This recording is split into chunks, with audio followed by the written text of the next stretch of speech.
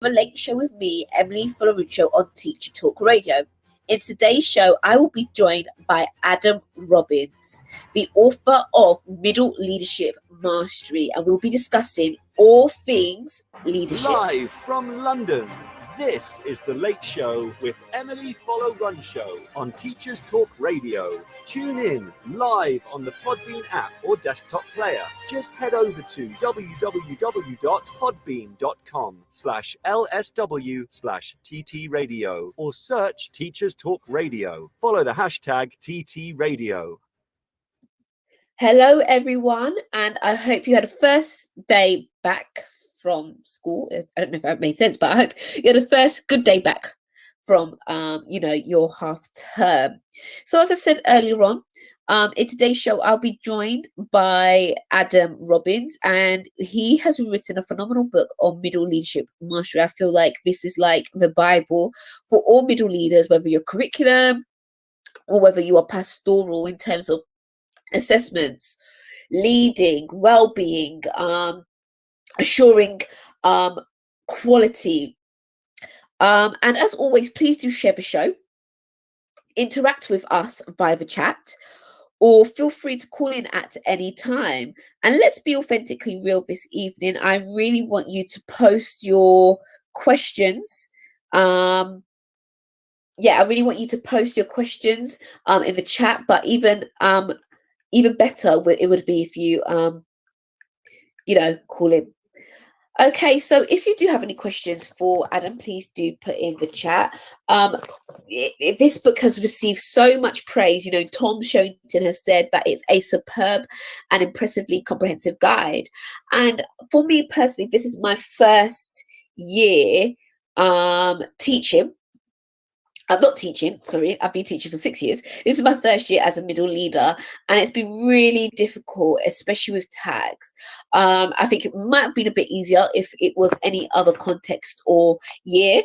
So I really do, I feel very privileged to be my first year, teaching and reading this book, because there's so many things that I'm thinking, I'm going to do this next year. Yeah, I'm going to implement this and so on. So I'm really looking forward to it. So we do have now Adam on the line. Hi, Adam, how are you?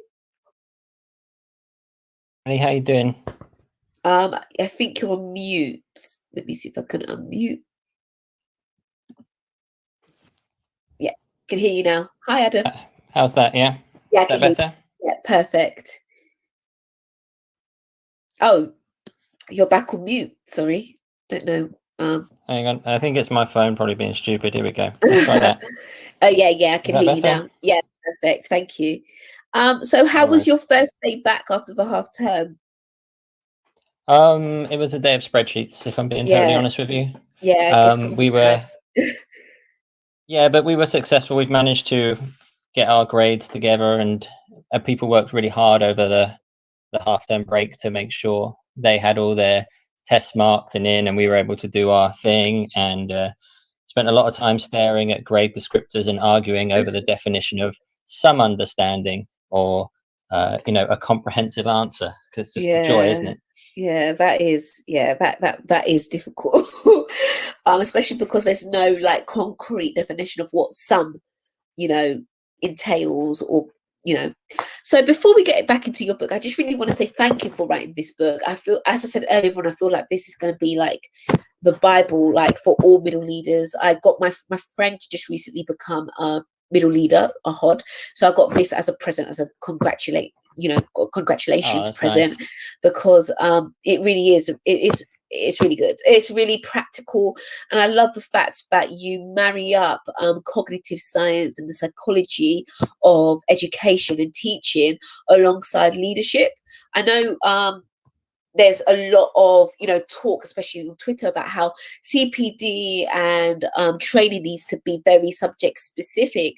But I don't feel that there's any harm in terms of general knowledge and understanding, especially when it comes to management, and especially when it comes to leadership as well. And the two, subject specific and that general training and insight in my opinion, goes hand in hand. So I'm really grateful for this, and I really love the reflective questions that really make you think at the end of each chapter as well. So I would recommend anybody, listening, if you have not read this, please do. You can get it on Amazon. Is there anywhere else people can get it, the book, Adam? Yeah, you can also get it from the Crown House Publishing website, which they run.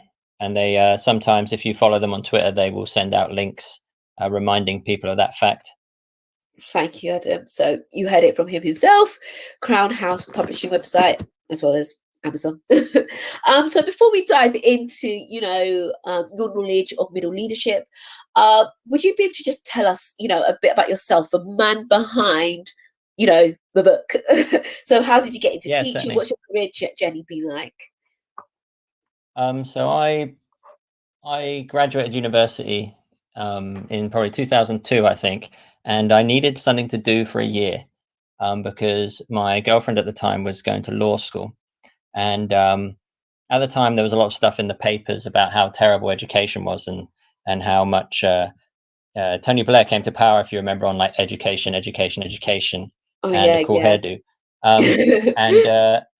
And they started paying people to train to be a teacher. So I thought, I'd give it a crack. And then fast forward however many years that is, nearly 20 years. I'm here now. But I've spent all my time working in my hometown of Bognor Regis, oh, wow. Which is a place I used to go on holiday there. For its former bygone era and being a bit crap. No, I used to go Butlins there. Butlins. That's half the town basically. And so it's a coastal area. Area of relative deprivation. It's been really fascinating because it's obviously an area that I'm really passionate about. So I've spent my time as a science teacher there, and then eventually up to head of science, just trying to slug away and make a little bit of a difference, really, I suppose. Well, you're not just making a difference in your community. I believe that you're making the difference, across education as well, especially with this book. So thank you. And that's, that's a really interesting journey. So thank you for sharing that. So what made you, write this book, this manual, for middle leaders, not just, curriculum middle leaders, it's also for pastoral leaders as well. So what's the purpose behind the book?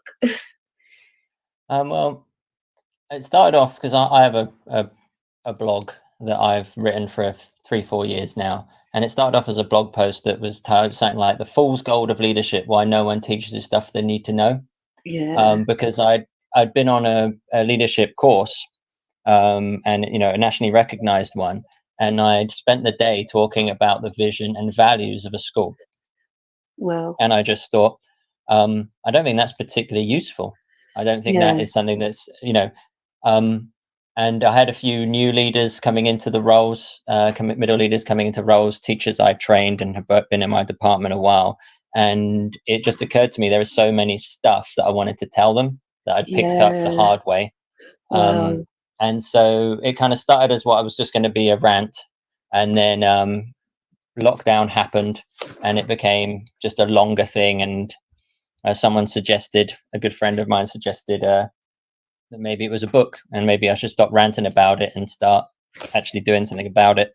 So I just started from there. And luckily, my wife works freelance and so she works in the evenings quite a lot. So I had a lot of evenings to myself where we couldn't go anywhere and do anything. I could just sit there and try to get some of these ideas out, really. Yeah. Oh, that's really interesting. And how long did it take you to, compile your book in total in terms of, writing it up? Was it quite quick or was it a process? No, it's definitely a process. I was lucky. Some of the things started off as blog posts that then became expanded over time. So I had some kind of kernels of ideas. It definitely took maybe 2 years in total. Yeah. Probably. Oh, wow. Of just chopping away at it in your free time. And it's weird for me because people come up to me because obviously some people in my school know about the book and they've, I got a few copies and gave them to them. And they come up to me and they say things like, "Oh, this bit really reminded me of this." And then I have to break it to them that I submitted the manuscript in August last year, it's because it takes a long time to actually turn it into a book. And it's quite fascinating how many people see themselves or see aspects. And because we have these persistent problems in middle leadership. Although we need subject specific expertise, all middle leaders come across like these same kind of things. So exactly. it was just a case of trying to get them down and then find the people that knew a lot more than me and figure out what they knew and find a way to explain it to people that didn't know that, I suppose. Yeah, I definitely agree. Thanks for sharing that. And I definitely believe that this is a book that, you know, every teacher and learning assistant head should, you know, purchase as part of the CPD library, or invest and give each middle leadership member in a school a copy of this, because I can see, you know, lots of schools, you know, invest in many books, and I think this should definitely be something that is invested and it's given to every middle leader within a school, because it's changed my paradigm of thinking, especially in certain things, because I read it in order of what I need personally. So there's things from there that I'm going to use next year. How, you know, I think with everything in terms of education, like, for example, growth mindset, retrieval practice, you know, the common kind of pedagogical, I can't even say it now. But neither can I. The common kind of, you know, research activities, I'll just call it that. We sometimes see people, you know, using it, but the intended purpose of that doesn't necessarily marry up to how it's used in schools. How do you intend for your book to be used so that its intent, the purpose in which you've, you know, written it, kind of stays true, if that makes sense? I don't know if I'm waffling here, or no, that makes total sense. So how? I think well, first, I mean, teachers can, without offending the entire profession, I put myself in this as well. Teachers can ruin any good idea. You know, we are always looking for magic bullets to solve this incredibly complex problem. You know, education is defined as what we call a wicked issue. In fact, it has no solution. There's always things people can get better at. There's always different ways you can do it. We could go back 10 years and we could see schools that were some of the best schools in the country lauding their learning styles approach, or their peri-peri chicken worksheets, and things that we would consider relatively crazy now as kind of being the main reason they were successful. And so it is one of those things that really worries me. We call them lethal mutations, you know, good ideas that then get kind of twisted. Growth mindset was a brilliant example of that. And although the evidence is on shaky ground, some of the aspects of it got turned into just a series of posters and shouting at kids to try harder. You know, I think with my book, what I try to do is, I was asked once if my book was my story of how I'm an amazing middle leader, or if it's just a guide. And I think it's probably more on the second thing, that it's more a guide. I don't think I would ever be putting myself on a pedestal as an amazing middle leader. I don't even claim to be able to do everything I put in the book all the time either, you know, because I think it's relatively impossible to be an amazing middle leader. It's a very, very difficult job. But what I do think it hopefully does is it gives people, especially new middle leaders, but maybe even people that have been doing it for, you know, 7-8 years like I have, an insight into some of the things they think they know, and maybe challenges their thoughts a little bit, because some of the perceived kind of expectation and the default approach of the way people look at certain things, when you get beneath the surface, become really, really difficult. Like, you know, judging teacher quality, or what does the test score mean, or, you know, how are people motivated, things like this. When you really dig in, you find it's not as simple as you maybe were taught. Yeah, that's so true. Thank you for sharing, Adam. I'm literally going to ask questions based on each chapter. I like the way that you've structured and sequenced the guide. And you started off with curriculum. I hope you don't mind. I just wanted to read the first kind of the paragraph. I hope you don't get me for copyright here. I don't know. So this is from page 5, chapter 1 in his book, and it says, for many years, curriculum design has been in the hands of central government in each of the UK nations, not in the hands of the classroom teachers. I think that was very powerful. Teachers' training and planning time has focused on pedagogy and engagement. Now that all teachers have a responsibility for curriculum design, it falls to middle leaders to ensure that their curriculum is appropriately constructed and implemented. One key decision is regarding whether we build a curriculum with a foundation of knowledge or skills, as this will frame the very nature of our students' education. To make informed curriculum decisions, you need to see the big picture of education's role within society. And this chapter aims to provide some of that context and offer some guidance about how to plan and implement your curriculum. So if you want to read the rest of that, I would advise, obviously just buy it. I'm not on commission. Are you paying me commission, Adam, for this? No. I'm not on commission, I promise you. I just genuinely I really love the book. So it's just somebody that's read it, and I'm just, I advertise what I love. So yeah. So that was just the first chapter of Adam's book on leading the curriculum. And I love what he said there, because prior to, the new Ofsted framework, for example, a lot of thinking has been on how it's taught. Are we engaging students? And we fall into the trap of being kind of performers and gimmicky routines, and not necessarily thinking about what content and what knowledge students are leaving with, and how that memory is sustained in terms of the knowledge. So Adam, my question to you is, how should middle leaders effectively lead the curriculum? So I'll leave that to you. I don't know what you want to share. Well, I think one of the things that comes out a lot is, everything in education is so context dependent. If you're in a highly competitive urban environment where there's 5 schools in your area, compared to being teaching on the outskirts of Cornwall, where you're the only school for 40 miles, it's going to massively affect the decisions you make, maybe, and the kind of certain external pressures you're under. But I think the most important thing that middle leaders need to understand when it comes to curriculum is every choice we make needs some sort of guiding principle. Wow. If we don't have an overall kind of ethos of our curriculum, something we think is the most important thing, like our North Star, then what happens is we tend to get battered from pillar to post by different ideas from different corners of the school, maybe, or if we're in a multi-academy trust, maybe there's influence there. And so schools need to and middle leaders especially, need to decide, what are the most important things that they think are really important for their subject. I imagine one of them is going to come down to teaching the knowledge of the subject and enjoyment and and all these other things they may want to imbue their curriculum with. But they need to kind of make sure that those things stay true to them, and they can justify their decisions by their kind of overall ethos.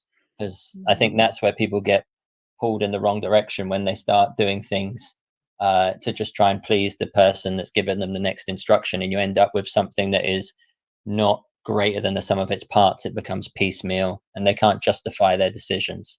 Wow, that's really important, and I think it touches upon that, having that vision for the department. And something that I've kind of felt that I've had to, that was kind of what's that word, kind of ripping away from me, is because outside of teaching, well, I wouldn't even say outside. So Emily and Miss Volomentia, because sometimes we have our teaching personas, is a control freak. I like to do it my way or the highway.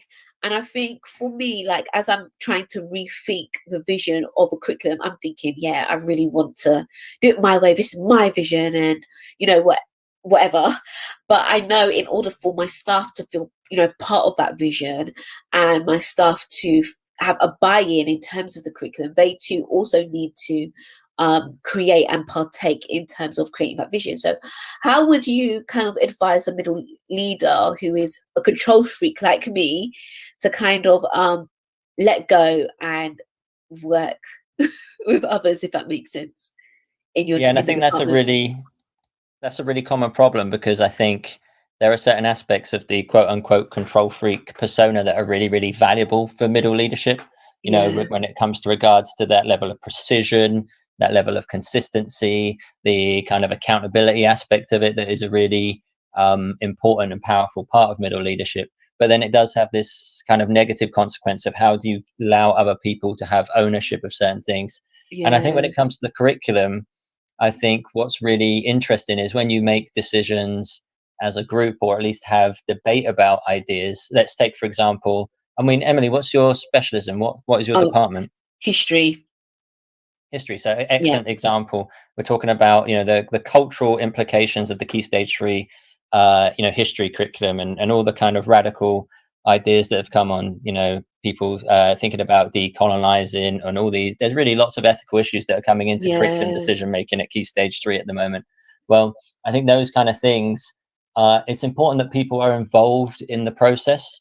You can still get what you want, but the way you get it is the secret. I think you can make any change you want, and people will change. The consequence is how much morale is it going to cost you. You can come down with a control freak attitude and say, this is what we're going to do, this is definitely the right way, which it definitely won't be, because there is no right answer. And and then what you'll do is your staff will say, yes boss, no worries, and then be really, really resentful. Or you can bring them into that process and make them part of it. And I think curriculum decisions work really, really well when you have an active debate over things, because it means you can gain other people's insight. Not everything works that way. Some things have to be non-negotiable. Some things have to be just decided and acted on. But curriculum is one of those areas that has so many different possibilities that get in different levels of experience. If you've got some people that have got a number of years under their belt, then they'll have seen the last curriculum and the curriculum that came around before that and before that. And they can kind of give you some sometimes cynical, but very sage-like wisdom to kind of help you stay the middle course. Wow, thank you for that. That was just really deep insight. And I loved what you said at the beginning. You didn't make me feel too bad, because you said, being a control freak does basically have some advantages. So thanks for that. I don't feel completely bad. But yeah, everything else that you said is something that I'm definitely going to reflect on and take on board. And if there's any other middle leaders listening, or any aspiring middle leaders, please do feel free to call in, ask Adam questions, send in your scenarios, or not better still, because better still would be to call in, but or if you don't want to call in, please do type your questions or comments within the chat, or at one of us on Twitter.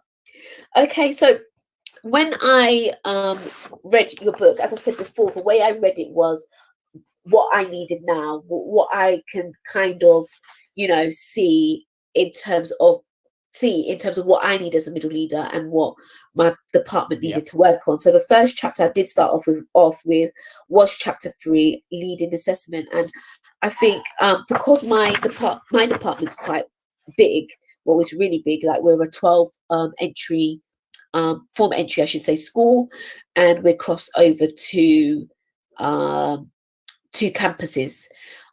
So leading, that's huge. Yeah, it is.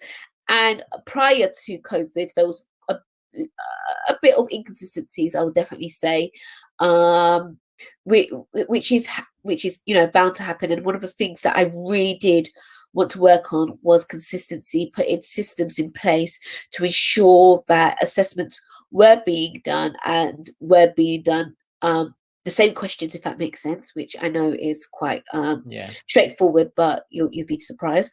Totally, I get that. And marks will be recorded and stuff like that. So because of COVID and because of the whole tags process, the positive thing was it had to be done, and things had to be done. If that makes sense, that's all I'll say in terms of that. But my question to you, I know I've read the book, but those that haven't, what should leading assessment look like, and how can a middle leader ensure it is valid and reliable? Because what I do love about this chapter is, I'm just going to give a quote from this chapter. It says, assessment is a bit of a false idol in education, which I really do love. And you kind of discuss actually what is assessment. You spoke about how actually we throw around this word assessment, but we don't necessarily truly kind of understand what assessment is, and if the data that we're actually collecting is valid and reliable, and so on. So my question to you is, what should leading assessment look like, and how can middle leaders ensure it is valid and reliable? Great. I think, I mean, assessment was one of the chapters that my first draft was dog's dinner. It was absolutely terrible because I, like a lot of middle leaders, really never received any training about what assessment really means. You know, I knew that you couldn't, you know, grade like an individual paper or an individual question, you know, if it was a short topic test of any kind of reliability.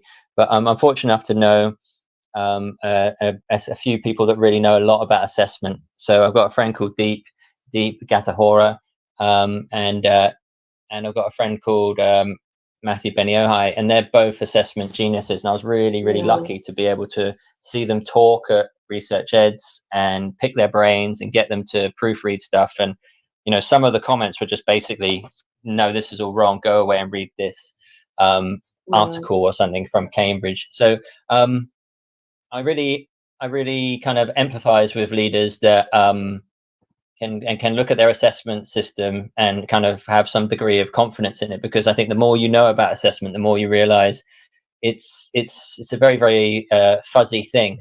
So when you're kind of looking at your assessment profile, I suppose first of all, it's very much about, you can't have everything, so you need to prioritize what you want. So there's two main themes to assessment. One is getting the information and what you do with the information, and the other is the effect it has on the students. So the assessment system you choose will have consequences to how the students prepare. So let's take history for an example, because of your area. You know, history traditionally, like years ago before the new spec was in place, was taught via kind of modular assessment. Whereas now it's definitely assessed in a much more linear, holistic kind of fashion. So when you're teaching Key Stage 3, well, it's much more convenient to do kind of modular assessments because you can teach in different orders. It's got more flexibility. It's self-contained. But for the students, it's probably more effective for them to mirror the intentions of the modern GCSE specification and try to introduce a kind of linear aspect to the questions, maybe with common questions coming back in different assessments or something. I'm not a history expert, so I won't go too far into the lake there because I'll probably end up embarrassing myself. But my point is that decision has an effect on the students and how they revise and how they approach history and how they see it as a subject. And then as experts, you guys have a strong view about what history should be. You know, should it have a mix of question types, or should it be just essays, because that is inherently what history is as a subject to you guys. That's kind of its core nature, that you want to imbue the students with an appreciation of that is history. A bit like as a scientist, I would want some sort of working scientifically and kind of practical skills and things like that in my assessment, because that's an important part of science education. So we have to kind of choose, and as we make these choices, we cut off other options. So our process of design in the assessment plan is essentially a process of trying to, you know, rob Peter to pay Paul, and trying to choose the priorities that really suit our endpoint. So if I want, you know, I always feel really jealous of maths, because maths is just easy for assessment. You know, when we're talking to the maths department and they're running their tags, they're like, yeah, we just got 5 papers together. We've got a question of each question that typically comes up. We just got that. We put it through, and we'll be able to match it against the grade descriptors, because all the grade descriptors are linked to the specific. You know, it's just everything fits so neatly, and it's all right and wrong. But, you know, moderating history essays must be an absolute nightmare because of the inherent lack of the kind of what we call the inter-rater reliability. The likelihood of 2 people giving it exactly the same mark is just vaguer. So when you make these choices, they have consequences. And I have a table in the book that tries to guide people through that decision-making process. You know, based on the different types of questions, you can have the different structure to your assessments and the kind of strengths and weaknesses of each one. Because I think it is very much a horses for courses type approach, where you choose the assessment model you want. Like, I'm a really big fan of aggregation, and, you know, I work for a very large multi-academy trust. Our school is a member of United Learning, which is the largest trust in the country, and we have such power behind our behind our assessment, because we can do 2 assessment windows and we can get every student in all the schools to sit those 2 assessments. And then with that large number of data, we can make some more informed inferences about what their score was, because we can see where they fit in the distribution, and we can do some really interesting things with that. But at the same time, there are weaknesses to that in terms of curriculum choices and when you assess and how you get through your course, the speed you progress. So everything's got these annoying knock-on effects in middle leadership, which I think is why it is so difficult to get it right sometimes. Thanks for sharing that, because even with we assess like at the end of each unit. So at the end of each unit in Key Stage 3 and Key Stage 4 and Key Stage 5, they sit an assessment just based on that unit. But something that I need to do moving forward is, I guess, having something linear based, is what you said, whereby all the questions are kind of interleaved instead of just doing an assessment in after each kind of module, and also using that data to see which teachers, I don't know, it might be controversial, but which teachers are better at which teachers have higher marks, I guess, in terms of teaching a particular question, and then maybe using that teacher to lead CPD in a kind of staff meeting. I don't know, it's a bit tricky, that one, because what are your thoughts in terms of that? That's just me thinking on the spot right now. What are your thoughts in terms of that? Because obviously I don't want to kind of let that, put a kicker in anybody's morale, and say, you're not teaching this question right, you got lowest. But at the same time, I want to draw the strengths of some people in the department and use their expertise to train others within the department. What's your thoughts on using data in that way? I think, so I think it's really good to use your teachers to share their expertise and share their strategies, especially if someone has had a notable success compared to the majority of people. I do think we have a lot of overconfidence in our ability to judge teachers' performance, because it really depends on your class structure. It really depends on, like, are you setting, for example? It's very easy to do very, very well if you've got the top set versus the middle set or something. And I think there's a lot of other confounding factors that can muddy the waters. But I think as long as you don't say this person is giving this CPD because they did much better than everyone else. Oh yeah. It's all about the way you do it, isn't it? And it's about maybe talking to them and figuring out what they would say, instead of just, we don't necessarily need to put them on a pedestal because their year 9 class did better in this, but we do need to maybe ask them, what did you do to prepare your students for this? And are these things that are not done by everyone? And kind of using them as a model of maybe they've been really good at adopting some of your new strategies that you want to embed in the whole department. And it would be nice to have a kind of first follower on your side to kind of relay those messages to everyone else. Yeah, I definitely agree. Oh, thank you. Yeah, that's just, I like the way that you've just said it. My next question for you is still on assessment. And sometimes I feel like, I don't know about you, but in this tags process, I've got a brother in year 11, and he was being assessed every single week since he returned at the beginning of last half term. And I could see that he wasn't doing well in terms of his well-being, but it also made me think about the teachers in school marking all of that. So how can, us as middle leaders, how can we create how can we actually build an assessment system that also caters to work-life balance for our staff?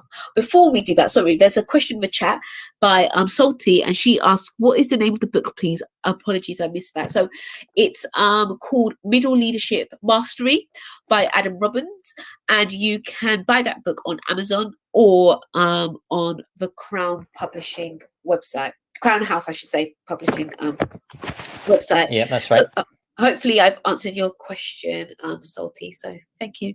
So my question to you, I'll just repeat that, is how can we as middle leaders build an effective assessment system that also caters to the work-life balance and well-being of our staff members? Yeah, so I think it's fascinating, isn't it? Because different schools have approached tags in really different ways. Yeah. Some schools have just kind of looked at the JCQ guidance and thought, what is the best system to, fulfill the criteria of that guidance, because that's my job now. Yeah. Other schools have gone, well, I know the best way to assess my students, so I'm just going to do that and then try and make it fit the JCQ guidance kind of post hocly and make sure it's done well. But in all of this, you also need to think about your staff and your students, I suppose. So yeah, I know some students that came into school after half term and basically sat assessments after assessments after assessments after assessments. That wasn't something I was very keen on doing. I think there's two reasons for that. There's one that is kind of a validity issue, i.e., if you do lots and lots of small assessments, how much does that imbue the kind of effect of your curriculum? Is that the right way to assess your subject? Doesn't really need much long-term recall, doesn't really have any authenticity to it, in my opinion. But the second thing is, it's just an absolute pain in the butt to mark it all. Yeah. And you've got to think about your staff. So I think anytime you change an assessment system, you're going to have a workload implication. And I suppose the most important thing to do is to communicate that change to the staff, and then also be able to offer them a payback in some way. Wow. So we kind of offer, so we went from end of topic tests, so 6 a year and then an end of year test, to 2 more formal, longer pieces of assessment. Yeah. One happens in January and one happens about now in June. Yeah. And I tell you what, that January window is an absolute meat grinder. It's really hard. It's dark. It's cold, and you're marking and marking and marking and marking. So as a consequence of that, what I did do is I took away the end of topic test requirements for marking, and we moved from a kind of bookmarking policy to a feedback policy, so that we do have this pinch point, and it is 2 weeks that are really, really tough. But staff know that we are aware of that as leaders, and we have tried our best to compensate in other areas of their work-life balance to pay it off. And they still moan, because everyone does. I moan, and I came up with the idea, and I still moan at myself for doing it. Why on earth did I give myself this top set? They've got too many papers. They aren't what. Bring me the bottom set where they leave half of it blank. It's much quicker, But yeah, so I think what I've found with my team anyway, and we're quite large. I've got 13 staff. Some are part time, all from different walks of life. But what they do is, if you can have some sort of candid conversations and explain your rationale, they'll understand it, and they'll give you the feedback you need to kind of find a middle ground that works for you. Yeah, that's really good advice. Thank you. And I really like the fact that you said, kind of offering them that payback at the end of that, at the end of it. Before I proceed with the rest of the interview, we're just going to have a bit of a break. I'm going to play the latest educational news. As I said before, please feel free to call in, send in your scenarios or your questions. Put in the chat what you're learning so far, what your key takeaways. If you've read the book, put in the chat or call in what your key takeaways from the book, or what are your key takeaways from the show so far. It would be really nice to make this interactive and hear from as many, I should say, middle leaders as possible. So here is your latest educational news now.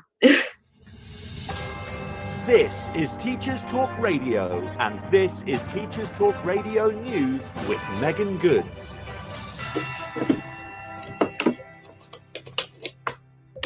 This is your latest Teachers Talk Radio News.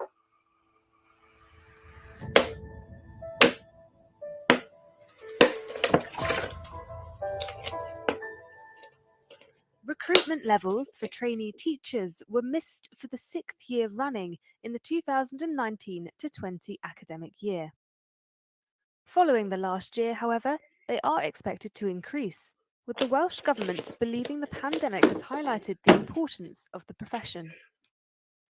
A government spokesman said, Current trends suggest the pandemic has helped to highlight the vital role played by teachers, and more people are choosing to start teacher training.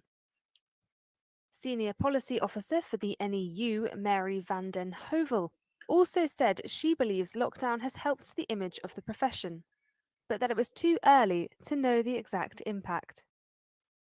In 2019 in Wales, only 465 secondary trainees enlisted of an allocated 1,006 spaces.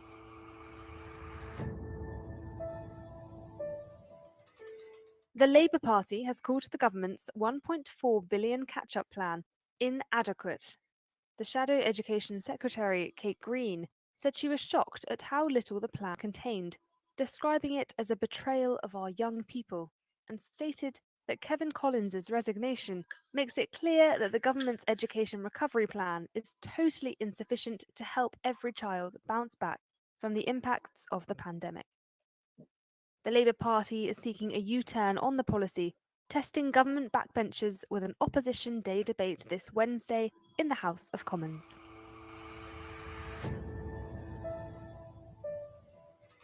Gavin Williamson has urged families to ensure they complete COVID tests before returning to school following the May half-term holiday.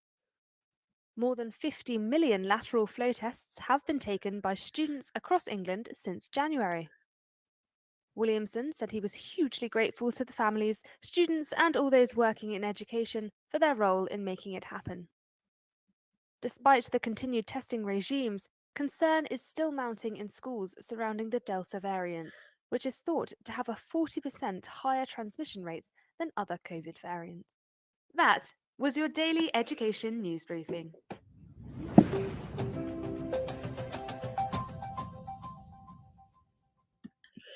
Thank you, Megan. Thank you, Megan, for the latest educational news. So hopefully everyone's grabbed a coffee or a tea and has enjoyed that little break. So just as a reminder, I have been interviewing Adam Robbins on Middle Leadership Mastery, his toolkit for subject and pastoral leaders. And we've discussed so far building an effective, valid and reliable assessment system, what leading a curriculum should look like as a middle leadership, and so on. And as I said before, please feel free to call in or pose your questions, your scenarios, or departmental issues, or not just issues, or whatever in the chat. We do have a caller. Let me just invite the caller onto the platform. So hello, Deep Stagtora. It's Deep here, and Adam mentioned me a while back, but when I look at lots of leadership blogs and articles, it's all about what the leader can do for his or her team. I'm really interested to know what the leader can do for him or herself. I know that Adam has written a little bit about Aldrian's, did I pronounce that correct? Psychology, and it's insight into what the leader can do for themselves to make them a better leader. I wondered if Adam could shed some light on that. Oh, I love that question. Thank you. Adam? I think that's you're a great on mute, question. Adam. Oh yeah, you're not on mute now. I think I have a delay, sorry. No, that's fine. I think it's really interesting because middle leadership is a really, really, really, really difficult thing. And the people that do the job, they don't really do it for the money. They tend to do it because they have a passion or a drive to want to help the students as much as they can. And you have a lot of masters when you're a middle leadership, because you have your kind of traditional line management structure. So you've got your senior leadership team, one of them possibly be your line manager. Then you've got the students who are also your master because you have this huge moral obligation to them. Then you've got your team. They're also your master because you are absolutely reliant on them executing your ideas, which you've worked really, really hard for. And so between those three, you can sometimes get a perfect storm where you just feel really, really, really, really bad. And I've had quite a few people talk to me since the book's come out about the kind of well-being aspect and things like that.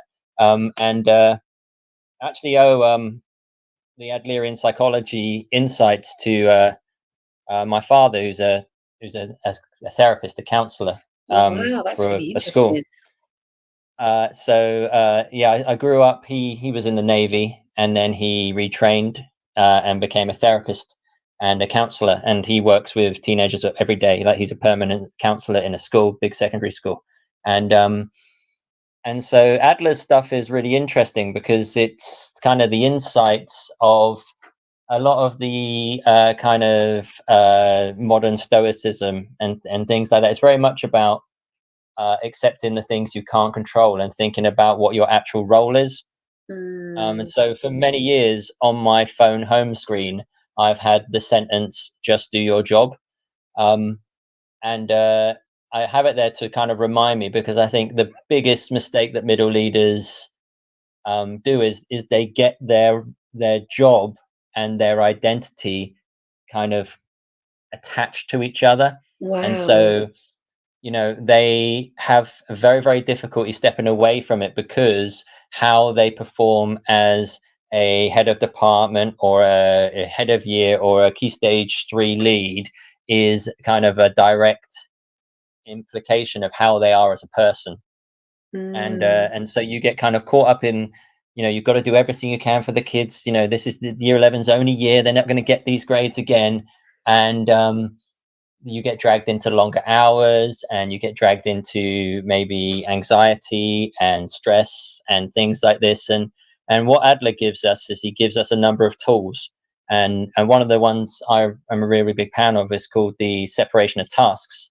And what it challenges you to do is it challenges you to take a look at the situation and decide what things are your responsibility or your tasks, and what things have nothing to do with you. You know, so let's take an example. You get a new line manager. Yeah. And they, you know, you really, really, really want to impress them because they're new and they don't know anything about you. And so you go out of your way to really, really impress them.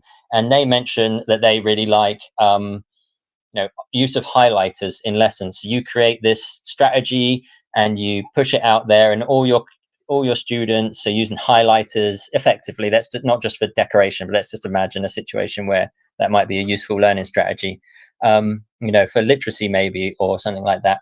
And then you put all this effort into this, and it doesn't really have any impact on the line manager, because they didn't want you to do that, but it became your task to make them think you were good.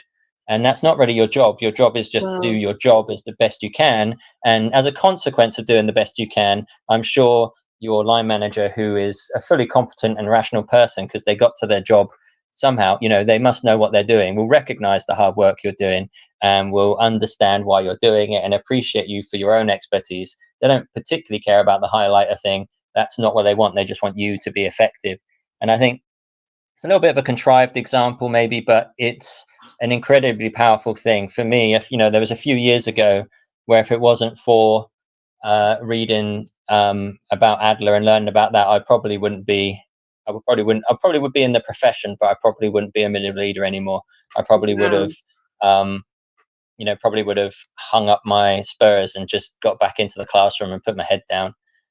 Because it can, you know, when you really want to do well, and when it doesn't happen, like it, you know, we forget how much education in this country is a zero-sum game.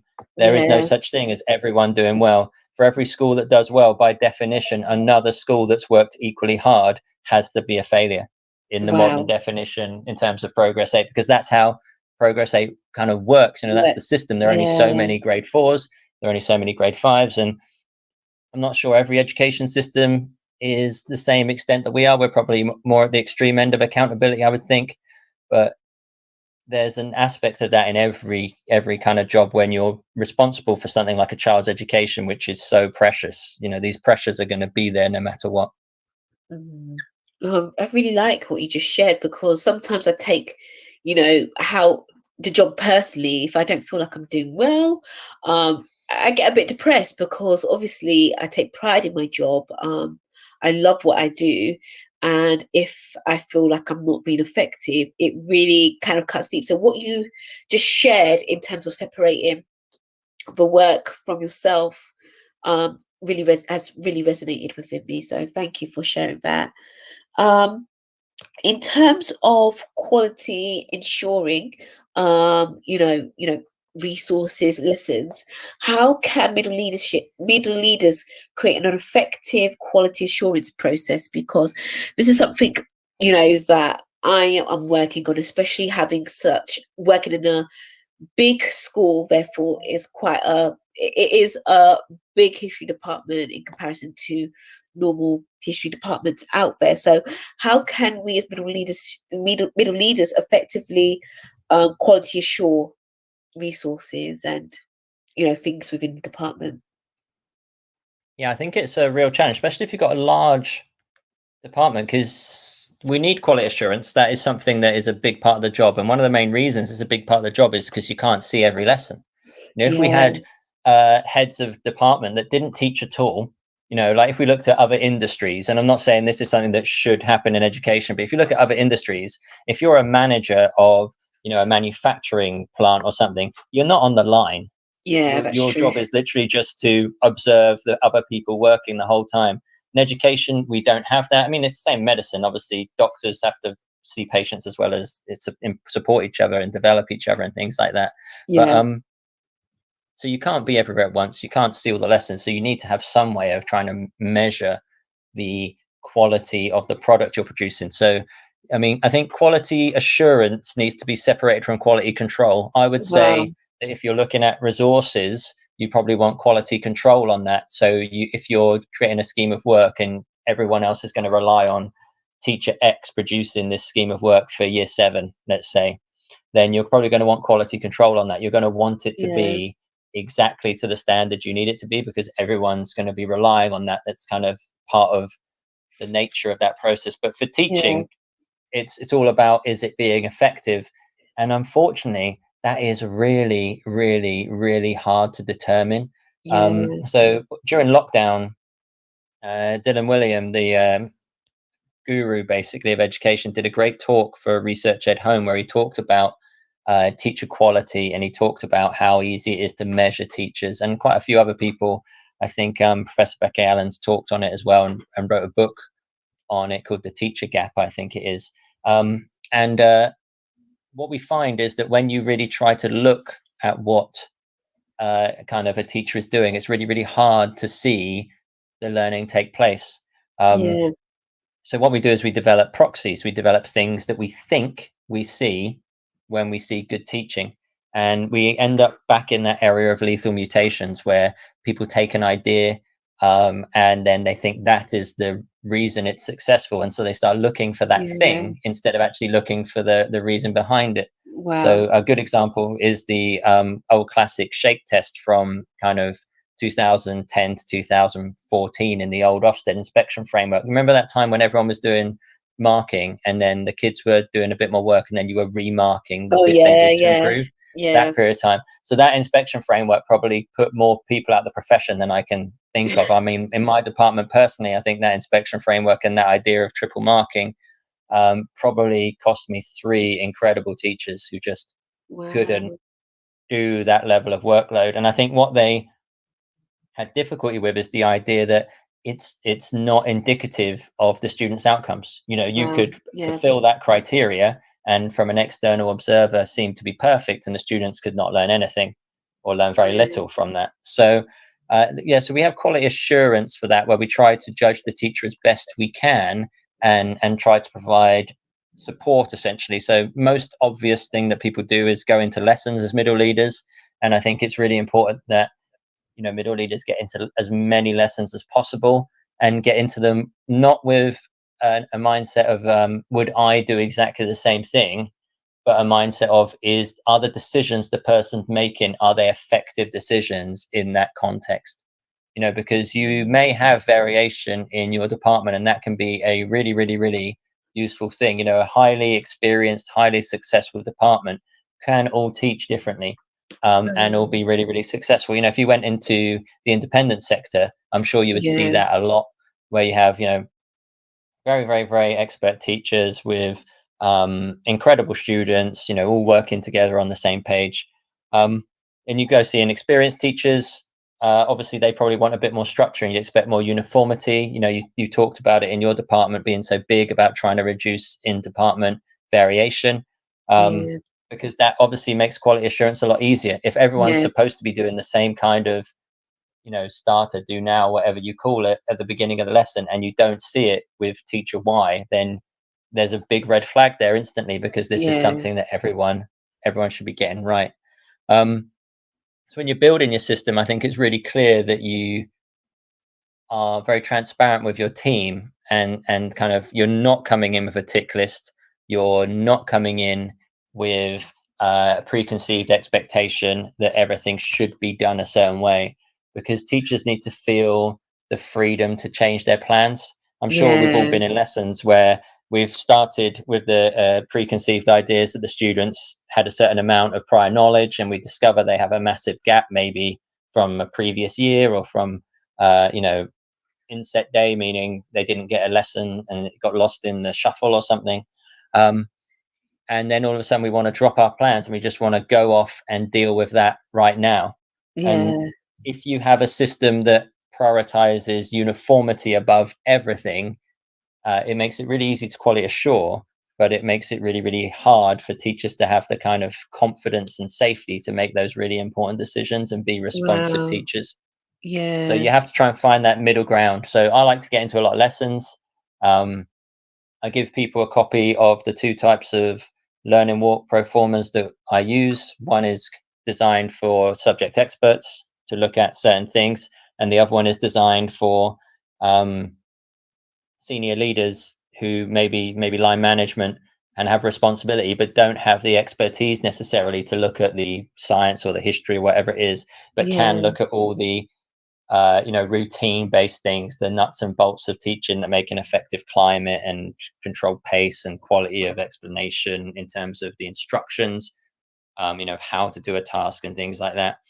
And then when you get those 2 things, now all of a sudden you have some kind of data that gives you some indication of where people are at, and you can then plan and see if there's any kind of common areas. Like, a good one that comes up, obviously quite obvious to find, is questioning or something like that. And then you can kind of plan that into your CPD. Oh, I love that. And something that you've mentioned is something that I'm trying to get the balance of as a middle leader, like, you know, respecting teachers' autonomy and, you know, catering for responsive teaching, but at the same time, ensuring consistency. I know it's not a question that I sent to you prior, but how can we as middle leaders get that right? You did kind of touch on that. It's something that I struggle with. I'm still struggling with as a middle leader. Like, how do we get that middle ground? Like, you know, respecting and valuing teachers' autonomy and you know, capitalizing on responsive teaching, but ensuring a consistent approach, and that we're all reasonably at the same kind of lessons. Sometimes, you know, some classes might be a week or 2 weeks behind, which I guess is okay. But yeah, how do we kind of ensure that consistency and autonomy at the same time as middle leaders? I think I'm rambling, but yeah.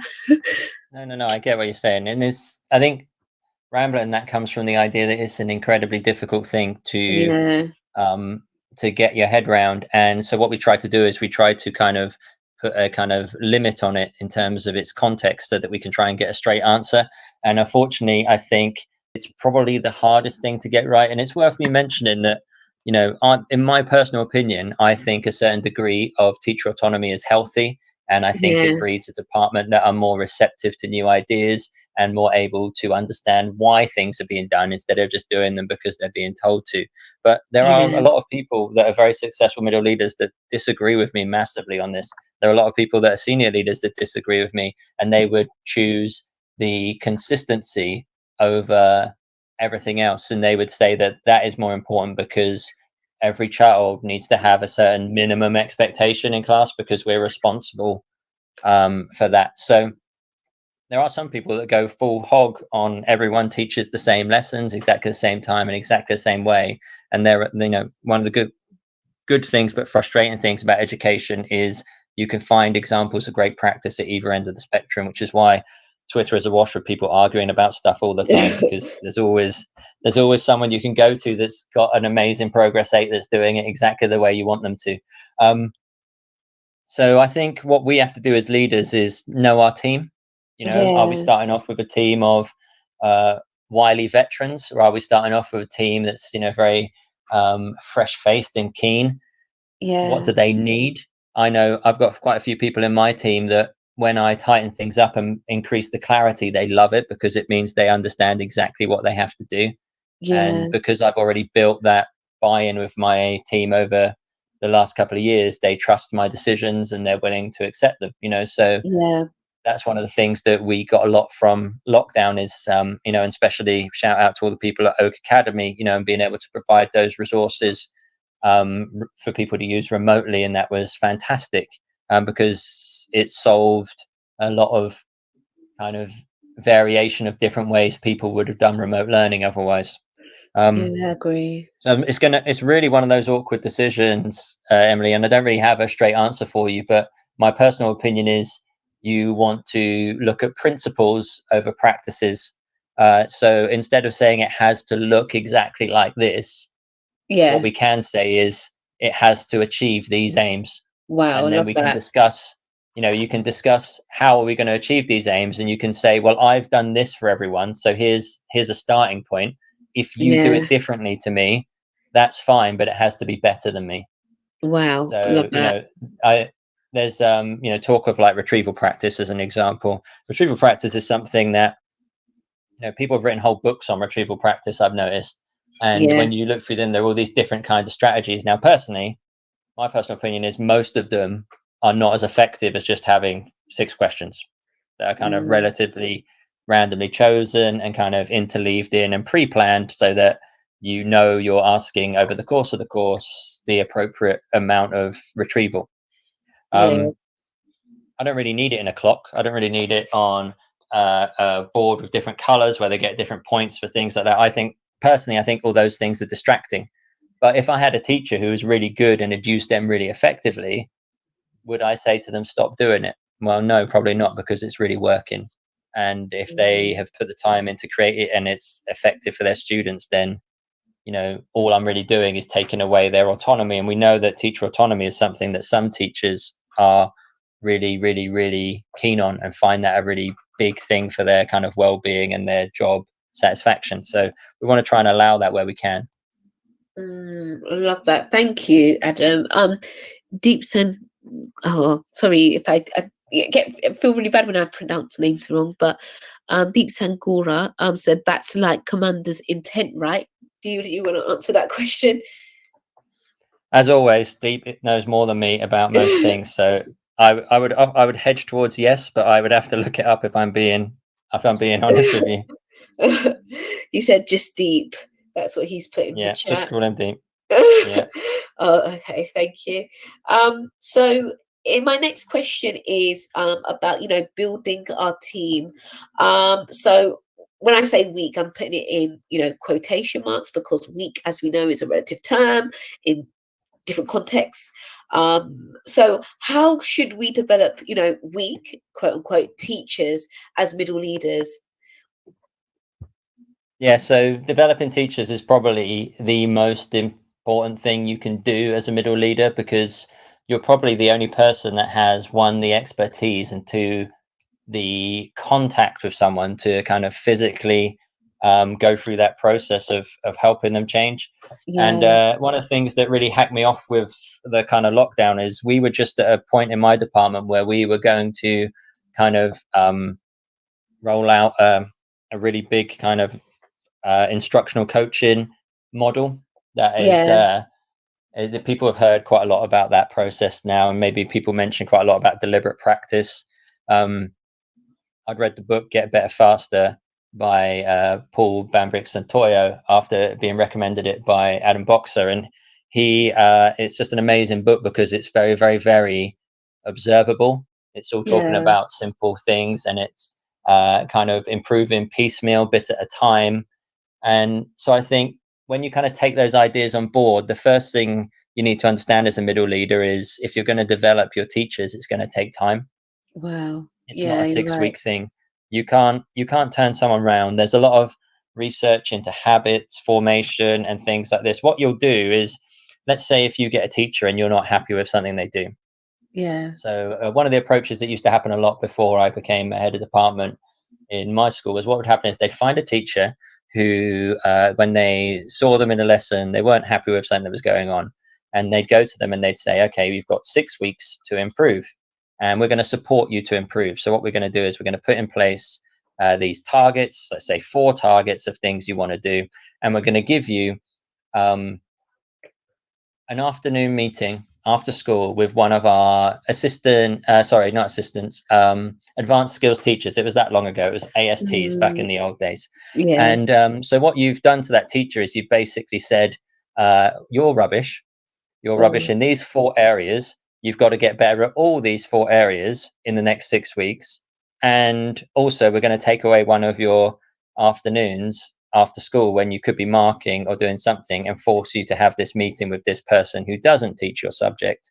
And when you consider that's where we used to be as a profession and see where we are now, hopefully, where middle leaders get beside their teachers and work with them kind of on a daily maybe or weekly basis and let them see them and share observations and focus on just one thing at a time, you can see how far we've come kind of thing over the last few years. So I think it's really, really important that if a teacher has a problem, the first thing they need to know is that every teacher has problems. No one is a perfect teacher. I want to be improving my best teachers almost as much as I want to be improving my worst teachers. The difference is the kind of stakes of that improvement, I suppose. But raising the stakes on someone is a difficult decision, because for some people it really makes them. So you say to someone, I've seen this, it's not good enough, I know you can do better, and this is how we're going to do it. Can you, and you talk it through, and actually it's just like, it's a fair cop, yeah, it's fine, everything's just got on top of, and you sort these kind of problems out and they quickly bounce back. Other people, you raise the stake on them, you have the same conversation and their morale goes through the floor. They get much more stressed about that situation. They start to think, is everyone talking about me behind my back? And they get quite paranoid and quite insecure. And that doesn't help them improve. That doesn't. So we need to have honesty with them. We need to give them their feedback. But again, it's about the way we do it. And can we create a kind of candid environment where we can say to someone, this needs to improve and this is how we're going to do it. Do you understand why? And let's practice it together without making them feel like they're a failure, because they're probably not. They're probably doing 10 of the 12 things you want them to do. Fine. They just need to work on a few things. Wow. That's really sound advice. Thank you, Adam. And I love the fact that although the question is, developing, you've touched on keeping in mind the kind of emotional well-being and the confidence of the staff in the process of building every teacher of the department, not just a week, as you said, but also the most strongest teachers. I guess it leads on really nicely to the next question, which is about how can we as middle leaders create a culture of continuous improvement and development within our departments, so that we're not just stale, we're not just going through the motions, but it's that culture of developing. What advice do you have in terms of building that culture? Because I think building a culture is quite difficult to build anyway, but yeah, I think Rome wasn't built in a day, as they say, and I think building a culture takes time, especially if you're coming in as a new head of department, because you've replaced someone and they had a culture, and that culture is kind of going to be a living, breathing thing in the department for a little while. But it's quite impressive how quickly it can change once you start to get it right. And the thing that I think always really drives these kind of cultural changes is leading by example and the authenticity of the leader involved. So the phrase you hear sometimes is this guy, skin in the game. Do they have skin in the game? If you're a leader that's willing to work on your own craft, if you're willing to draw attention to your own flaws and talk about the things you're working on and your successes and your failures and seek advice maybe from people in your team, very, very quickly it establishes a kind of climate that can change. I think another thing is just be a willingness to be candid with each other. People sometimes call it radical candor, but just this idea of being able to say to someone, it's not rude to say this needs to improve. You're not gonna, and if you say it in the right way, it doesn't necessarily even destroy their morale. Just like you can give a child a detention and them not actually be angry at you, you can tell a teacher that they need to improve, and then they actually come away with understanding that you care, and understanding that you are invested in their future, and you're gonna work with them. It's not a done unto thing. It's a journey we're all going on, I suppose. Oh, I love that. Thank you. Yeah, and I love how you said it's about leading by example. So thank you for that. Before I proceed with the next questions, as I said, those listening in, please do call in or pose any questions in the chat. I'm just going to play an ad break, and then we will proceed with the rest of the interview.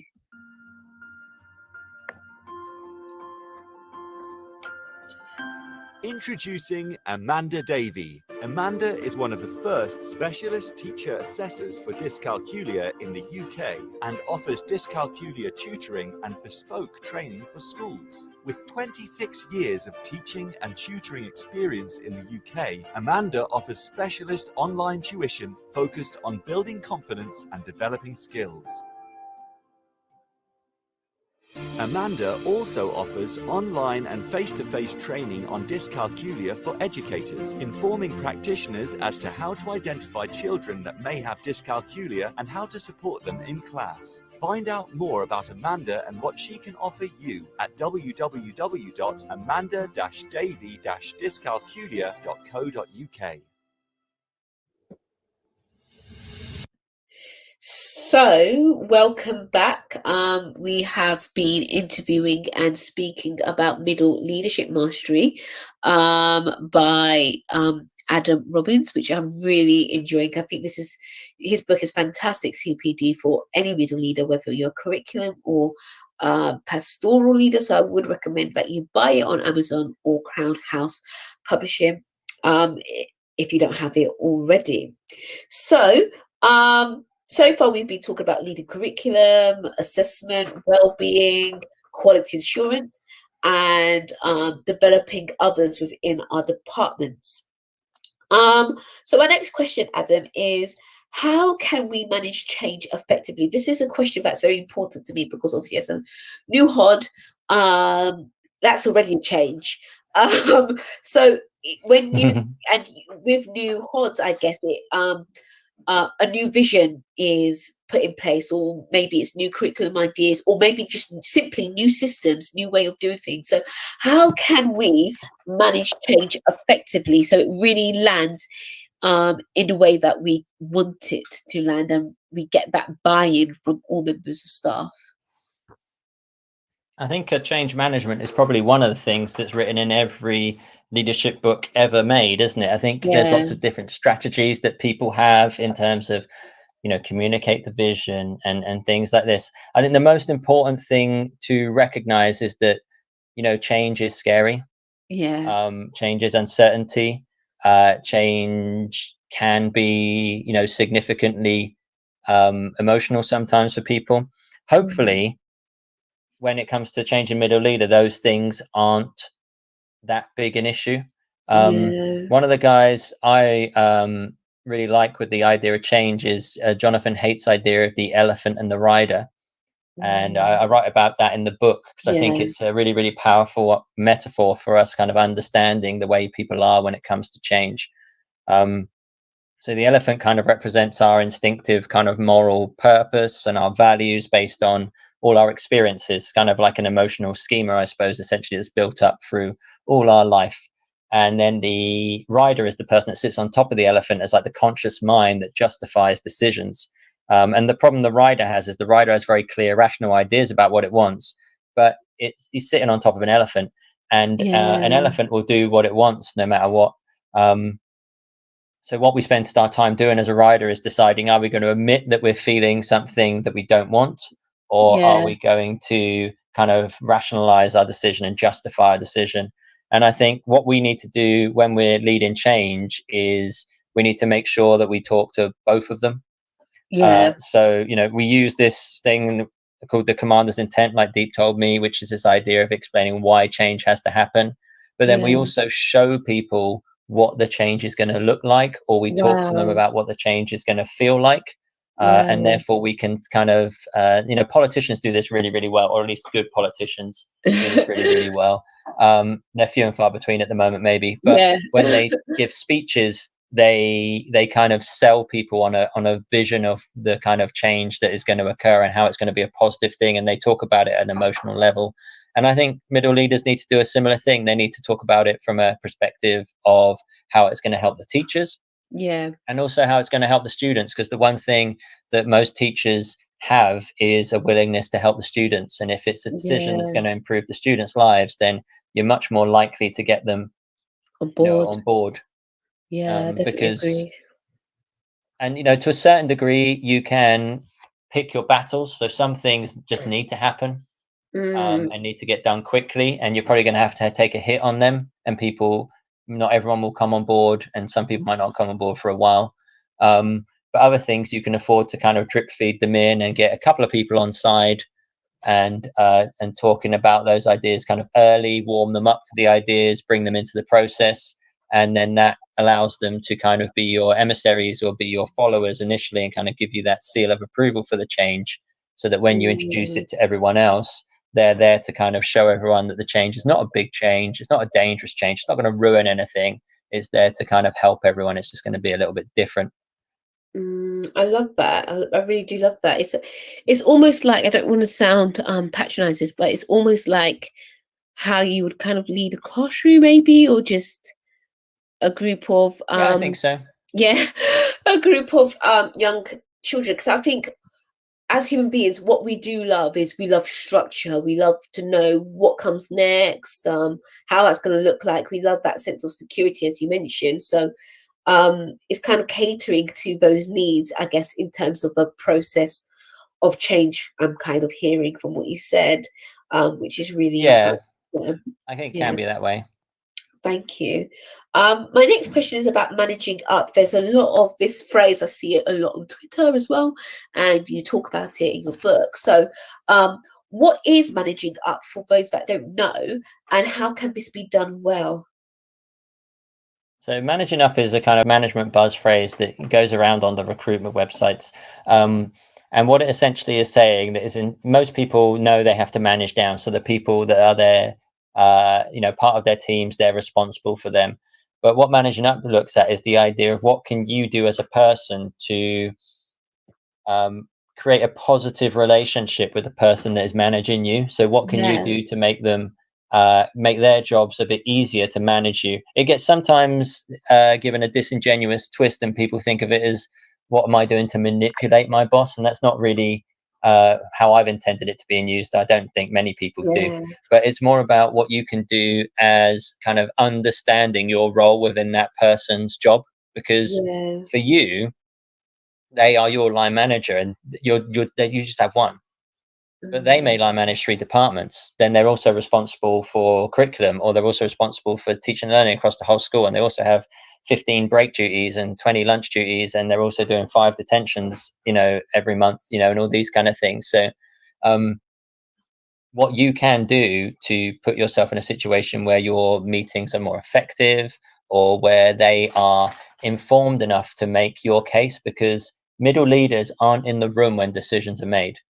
Most of the big decisions about curriculum time, about assessment structures, about these things are made in kind of senior leadership meetings. And so you have your kind of representative at that meeting, that's your line manager. One of your roles is kind of skilling them up in the kind of specificness of your subject, so that they can help make an informed discussion on your behalf.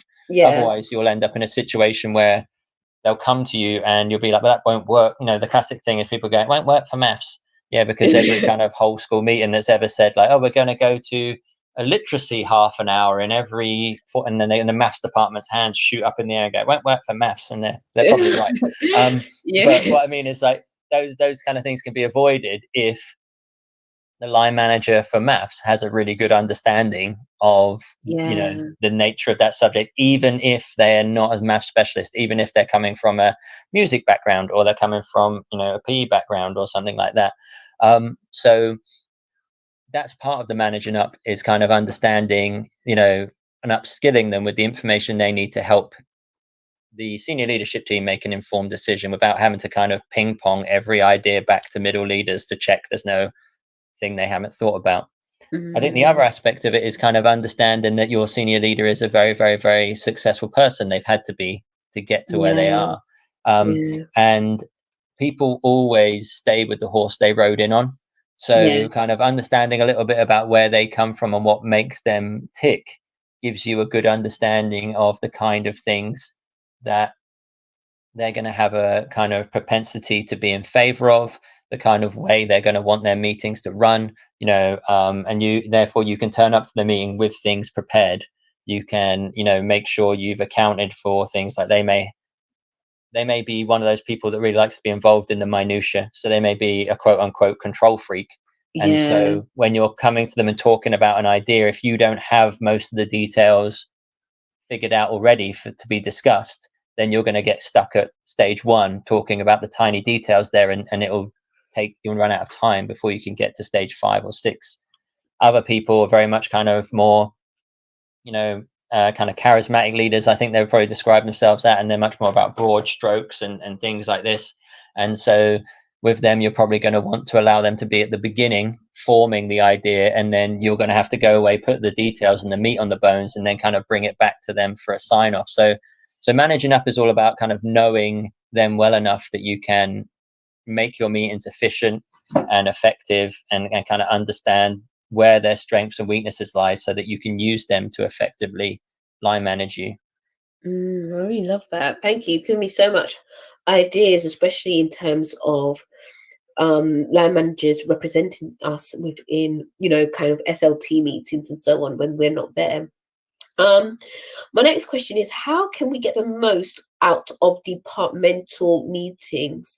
Because it's a bit of a tricky one, because time is very precious, so we want to make great use of that. So what's your advice? I know you touch on it in your book, but what key advice would you share from your book in terms of answering that question?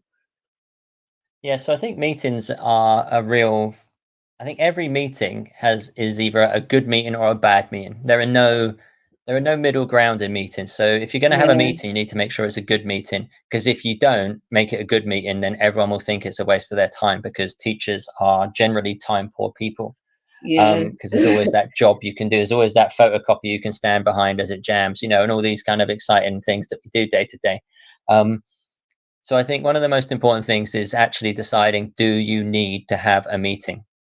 Wow. And I'm defining here a meeting as an administration conversation to bring everyone together to talk about. I'm not talking, very, very different from subject specific CPD. So my department have subject specific CPD in a kind of meeting slot every week, or we did when we could meet face to face easily, because it was a good opportunity for us to talk about what was being taught in the few weeks ahead, and people could present on things and we could discuss problems that were occurring. But it wasn't there to do the kind of administrational stuff of a meeting. So I think if you're going to hold a meeting, the consequence to holding that meeting is there should be a decision that has to be made from that meeting. You need information from the staff. If there's no decision that can be made, then just email people. If it's something that's already been decided, then don't have a meeting. I think my personal bugbear is when people try to have a meeting with me to get me on side with a decision they've already made. Because personally, I can accept the chain of command. So if you tell me this deal's done and there's nothing I can do about it, then fair enough. That I'm not paid to make those big decisions. I wasn't in the room when they happened. So, there's probably a good reason for them. And I'm probably going to disagree with it no matter what you say anyway, because I'm probably just against it because it just doesn't agree with what maybe it negatively affects my department or something. But don't go and then force me to have an hour's meeting where you tell me your rationale 5 times and I disagree with it 5 times. Instead, let me have that hour to plan what I'm going to do to compensate for it or something. So if I'm going to have a meeting with my staff, I try to always make sure they know why the meeting's going to be called, and I try to always make sure they know the kind of information that we're going to discuss. So we generally, I call it like a pre-release. So for example, I've got a meeting coming up this Wednesday. We're going to launch our kind of game time ideas and our kind of teaching and learning strategy for I love that. next September. Because we haven't had any practical science for over a year in a kind of real meaningful way. And I want to make sure that we know why we do practical, when we do practical. I want them to agree to certain kind of principles I want to put in place and all these kind of things. And we need to meet for that. Yeah. Because we want to discuss it and I want to hear people's thoughts, because there may be things I've forgotten or things I haven't considered, because we all have those kind of problems. So I'm going to send them the policy in advance so they can read it. And they won't all read it, but at least I've given them the opportunity to. And then what I'm going to do is then talk about it. And then the decisions that are made, we can kind of collect them up, and I can email them out to everyone as like a final decision-making process once I've had a chance to reflect on what people have said and kind of make my decision. So I think if you're going to have a meeting, my personal opinion is it needs to follow some sort of kind of either pre-arranged operational plan, or it's about one specific issue. And it's not just there because you want to secure buy-in for a decision that people can't actually change at all. Because I think all that does is make people really, really hacked off that you wasted their time. Thank you. We've got I think somebody wants to ask a question. Musha, hiya, how are you? Good evening. I'm calling you from Jerusalem. I'm good. Yeah. Oh, it's amazing. Jerusalem. Do you have a question for Adam? Yes, I have a question. I don't know if he can answer me that question or not. Sorry, I missed the start, but I understand that you are talking about command, and you are talking about I think managership and leadership. I think you are talking about this. So my question is, how can you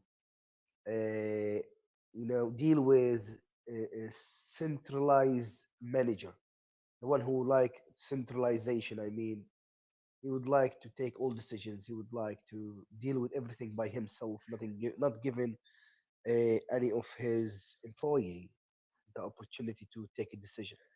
Oh, we kind of touched on that before, because I was explaining to Adam about how I'm a bit of a control freak. But Adam, do you want to answer Musha's hopefully I pronounced your name right, so sorry if I didn't, question. It's so lovely to hear from somebody from outside of Britain, Israel. Good day. I don't know how you say hello in hello.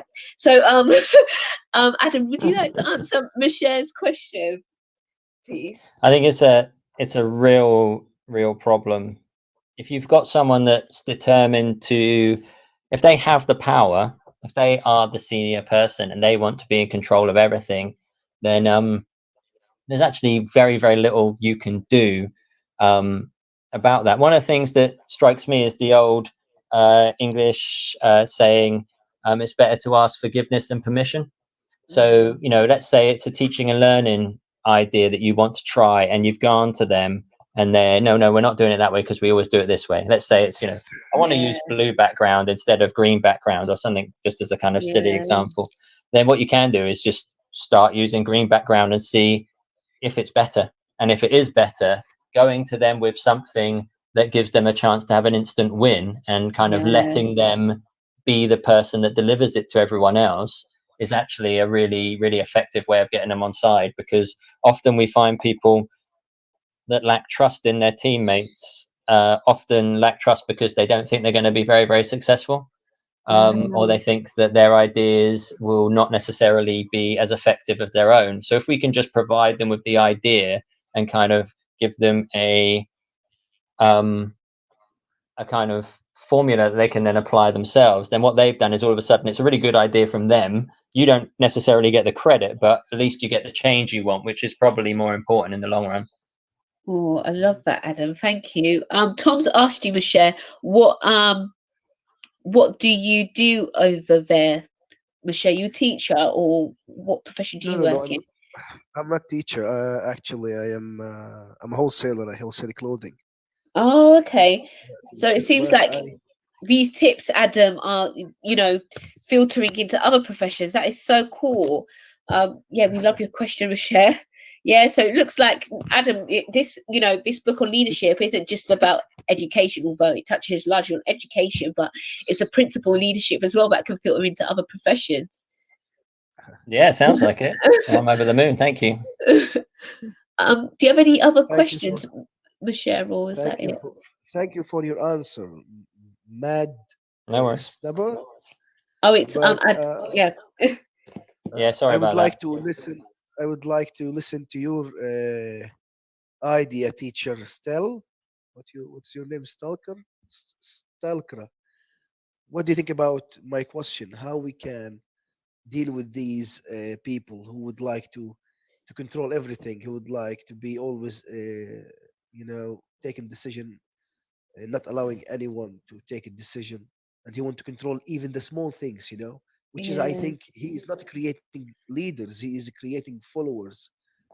That's what I believe. And you know why I'm asking this question? Because I saw many of my friends who is a these days are facing these issue, and they sometimes talk to me about this, but I can't help them because I am not in their situation. So I'm asking the people who is experiencing this. And your point was very good, but your point about to deliver something to the boss, like to give him credit and discard yourself from that credit. I think you will feel you will feel a little bit, not good about that. Oh, this So is a really interesting debate with there. I think it's something that because we did touch upon, you know, control and all of that earlier on. So I would recommend to listen on, but we've reached our capacity, so we're towards the end. Please follow Teacher Talk Radio, Mashir, and we can carry on this conversation on I Twitter. will. I will. Twitter. I just really want to say thank you to Adam. I was going to ask him the question on well-being. That is the last chapter within his book. So I would recommend buy the book and read it yourself. We did touch earlier on in terms of well-being, but before we do go and we do close, Adam, what do you want people to gain from your book? I'm not quite sure because I wrote it really selfishly for myself. But one of the things that came from it already, which has been a really nice surprise, is a couple of people have been in touch and have managed to secure appointments in middle leadership based on, with buying the book, and they've messaged me on Twitter, and we've kind of talked a little bit about the interview and talked about some of the ideas they wanted to do. And so I think that's probably the best thing that's come from it for me. The idea that some people have kind of actually turned it into tangible benefit for them, and we've got more people in middle leadership in roles in schools because of it. So I think I'm really chuffed with that, to be honest with you. Oh, thank you. Thank you so much for, spending your time. I know how much time is of the essence, especially for teachers. So I'm really grateful, Adam. And thank you to all our listeners. Thank you to Michelle. Thank you to all those that did call in. All the best, Adam. Thank you. And thank you to all those you. that called in and commented. And have an enjoyable week, and see you all next Monday. Bye, everyone. Thanks, Emily. Bye. Bye. You've been listening to Teachers Talk Radio. Tune in live and listen back at ttradio.org. We look forward to hearing from you next time on Teachers Talk Radio.